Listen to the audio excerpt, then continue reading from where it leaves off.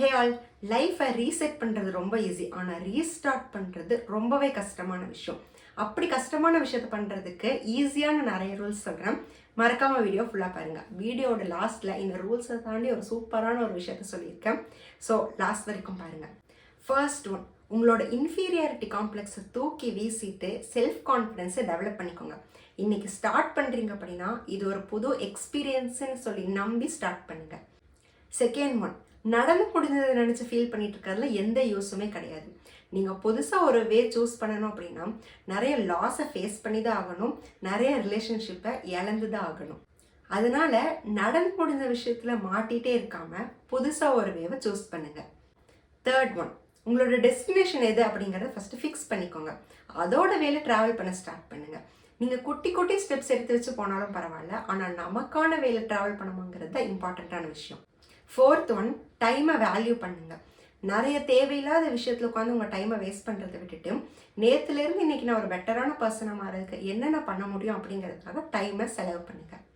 Fifth one, நீங்கள் first ஹெல்த்தியாக இருந்தால் தான் மென்டலி நீங்கள் ஸ்டேபிளான ஒரு ஸ்டேட்டில் இருக்க முடியும். So work out, exercise, diet இந்த மாதிரி எதையாச்சும் ஒன்று ப்ராப்பராக ஃபாலோ பண்ணுங்கள். ஃபஸ்ட்டு உங்களை க்ளீனாக ஹைஜீனாக மெயின்டைன் பண்ண பழகிக்கோங்க. சிக்ஸ்த் ஒன், ஏதாச்சும் ஒரு புது விஷயத்தை லேர்ன் பண்ணிவிட்டு அதை ப்ராக்டிஸ் பண்ண ஸ்டார்ட் பண்ணுங்கள். சில பேருக்கு புக்கு படிக்க பிடிக்கும், சில பேருக்கு ட்ராயிங் பண்ண பிடிக்கும், சில பேருக்கு நிறைய எழுதுறது பிடிக்கும். அப்படின்னா கன்சிஸ்டண்ட்டாக அட்லீஸ்ட் ஒரு நாளில் கொஞ்ச நேரமாச்சும் அந்த விஷயத்துக்காக ஸ்பெண்ட் பண்ணி கொஞ்சம் கொஞ்சமாக அதிலேயே டெவலப் பண்ண பாருங்கள். செவன்த் ஒன், நெகட்டிவ் பீப்புளை கம்ப்ளீட்டாக அவாய்ட் பண்ணுங்கள். நம்ம வைப்புக்கு அகெயின்ஸ்டாக ஒருத்தங்க ஒரு வைப்பில் இருக்காங்கங்கிறது தட் இஸ் அக்செப்டபிள்.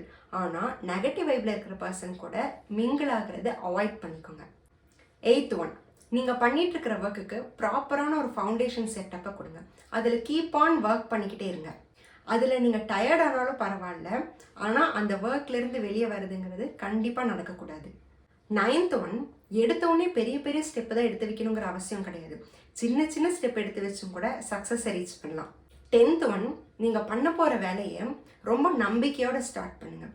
லைஃப்பில் ரொம்ப நல்ல விஷயம் எல்லாமே நம்ம ரொம்ப கஷ்டப்படுற டைமில் தான் நடக்கும் அப்படிங்கிறத கண்டிப்பாக நம்புங்க.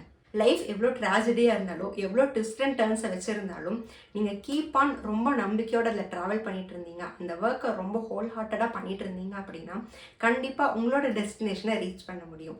இது எல்லாத்தையும் தாண்டி நான் கடைசியாக சொல்லணும்னு நினச்ச விஷயம் என்னென்னா, இங்கே பல பேர் அகெயின் லைஃப்பை ரீஸ்டார்ட் பண்ணுறதே கிடையாது. அட்லீஸ்ட் நீங்கள் பண்ணிட்டு இருக்கீங்க அப்படின்னு சொல்லிட்டு உங்களுக்கே நீங்கள் ஒரு அப்ரிஷியேட் கொடுத்துக்கோங்க.